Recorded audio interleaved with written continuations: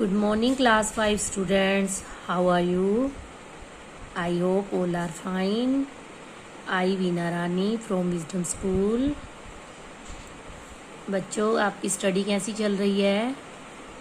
अच्छी चल रही है? Very good. आई होप आप साथ के साथ अपना काम कंप्लीट कर रहे होंगे, लर्निंग का भी और रिटन वर्क भी. आज हम करेंगे पाठ 5 पुष्प की अभिलाषा का अभ्यास कार्य. इसमें भाषा ज्ञान में देखिए पेज नंबर 41 पे प्रश्न 1 है, दिए गए शब्दों के दो पर्यायवाची शब्द लिखिए. दिए गए शब्दों के दो पर्यायवाची शब्द लिखिए. पर्यायवाची शब्द आपको पता है ना, समान अर्थ वाले शब्द. हरि, हरि का पर्यायवाची श्याम, ईश्वर. श्याम, ईश्वर. सिर, सर, शीर्ष. सर, शीर्ष. पथ, रास्ता, राह. रास्ता, राह. मातृ, माता, जननी. माता, जननी. सम्राट, राजा, नरेश. राजा, नरेश. हरि, श्याम, ईश्वर. सिर, सर, शीर्ष. पथ, रास्ता, राह.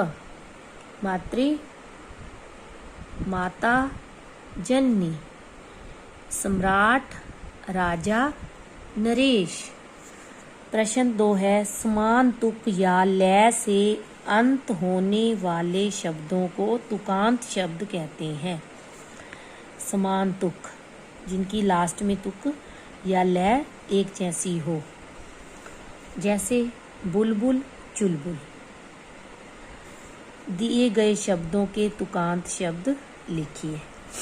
चुलबुल, बुलबुल, बुलबुल, चुलबुल, ये क्या है? एक उदाहरण है तुकांत शब्द का. आगे हमें कुछ शब्द दिए हैं, हमने उनके तुकांत शब्दों को लिखना है. चाह, राह. चाह, राह. हरि, करी. हरि, करी. तोड़, जोड़. तोड़, जोड़. पथ, गत. पथ, गत. बाला, माला. बाला, माला. सिर, फिर. सिर, फिर. गहना, पहना. गहना, पहना. वीर, नीर. वीर, नीर. अब प्रश्न 3 है, निम्नलिखित शब्दों के वर्ण विच्छेद कीजिए. निम्नलिखित शब्दों के वर्ण विच्छेद कीजिए. मतलब ये जो अक्षर है सुरबाला, हमने इसको अलग अलग वर्ण, चाहे वो स्वर है चाहे व्यंजन है, उसमें अलग अलग वर्णों में इसको विभाजित करना है. तो वर्ण विच्छेद में देखिए, सुरबाला में सबसे पहले किसकी आवाज आ रही है? सू की. सू की आवाज आ रही है ना बच्चों? सुरबाला, सू की. तो हम पहले स के टुकड़े, सू के टुकड़े करेंगे, उनका वर्ण विच्छेद करेंगे. तो वर्ण विच्छेद के लिए जो पहला व्यंजन है सू, पहला वर्ण है जो सू लिखा हुआ है. अब इसमें क्या छिपा हुआ है? आधा स, फिर उसको ऊ की मात्रा लगाई हमने. आधा स, और उसमें आपको पता है मात्राएं किसकी होती हैं? स्वरों की. और हर व्यंजन में कोई ना कोई स्वर की मात्रा होती ही है. जिस स्वर में कोई मात्रा नहीं, जिस व्यंजन में कोई मात्रा नहीं होती, उसमें अ स्वर छुपा होता है. मतलब अ के बिना कोई भी व्यंजन नहीं हम लिख सकते. पूरा स तब बनेगा जब उसमें अ होगा. पूरा र तब बनेगा जब उसमें अ होगा. पूरा ब तब बनेगा जब उसमें अ होगा. बिना अ के वो हलंत में या आधे अक्षर माने जाते हैं। इसलिए स को सु, अब इसमें हमने पहले व्यंजन अलग करना है। स जो है हमने इसके नीचे हलंत लगाना है, क्योंकि टुकड़े करने हैं ना हमने, तो स के नीचे हलंत आएगा। जब भी वर्ण विच्छेद करते हैं तो व्यंजन के नीचे हलंत आता है, उसको हमने आधा दिखाना है। जब उसके अंदर स्वर लग जाता है तब वो पूरा बनता है वर्ण व्यंजन। अब स को कौन सी मात्रा है? ऊ की, तो हम प्लस में क्या लिख देंगे? ऊ, ऊ की मात्रा है ना।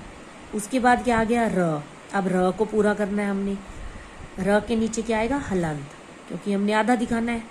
ये पूरा कब होगा? जब इसमें र में कोई मात्रा नहीं है, यानी अ छुपा हुआ है, तो फिर प्लस में अ लिखेंगे।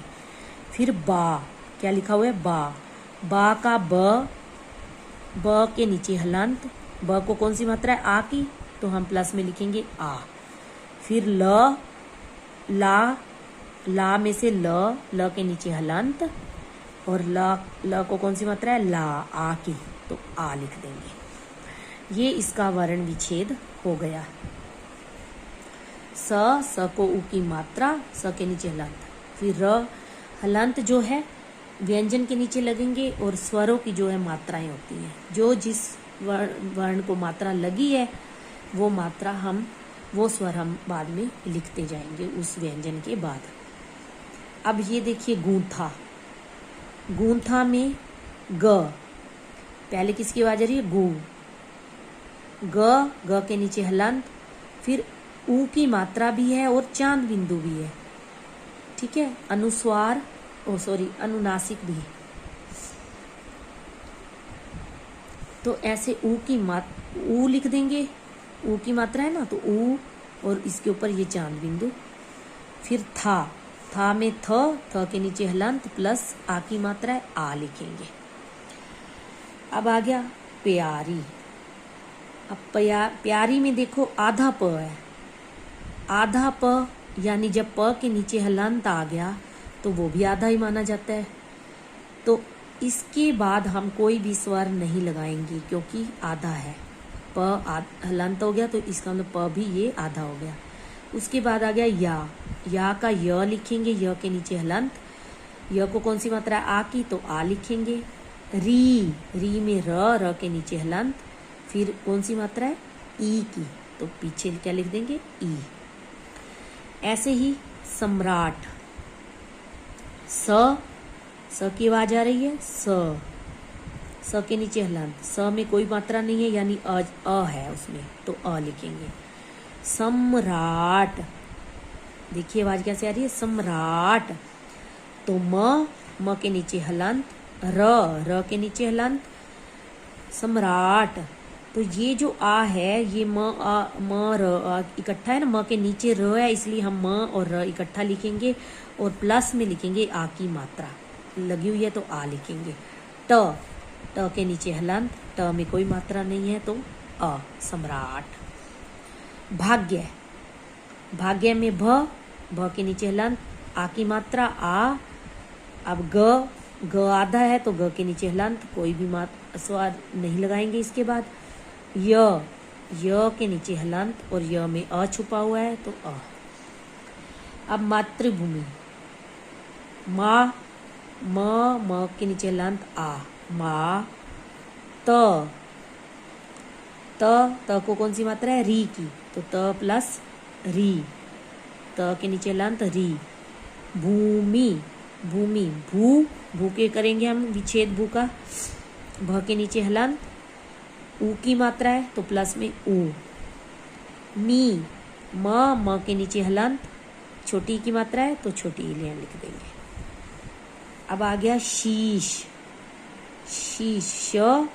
श को कौन सी मात्रा है? ई की, तो ई लिख देंगे। श के नीचे हलंत, इसमें क्या छुपा हुआ है? अ, तो अ लिख देंगे। ये हमारा हो गया वर्ण विच्छेद।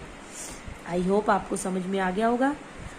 इसके बाद है प्रश्न 4, संकेत पढ़कर तार पर झूलते हुए वर्णों की मदद से सही शब्द लिखिए।